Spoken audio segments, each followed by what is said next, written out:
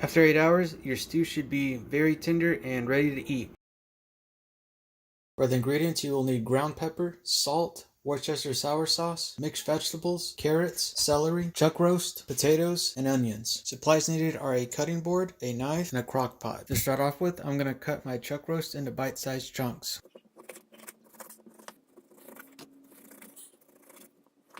I'm just going to toss them in the crock pot for now. Next, I'm going to cut the celery. I like to rinse these before cutting into small bits.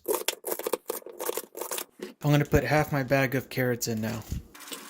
Now I'm going to cut up my potatoes. Now I'm going to do the onions. Now I'm going to put half my bag of mixed veggies in. I'm going to add 3 teaspoons of pepper, about a teaspoon of salt. Now I'm going to douse it in Worcester sour sauce.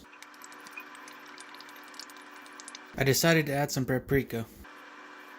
Last step, I'm going to add water until it comes to the very top. When I add my water, I'm going to make sure I get all the seasonings so they rinse to the very bottom.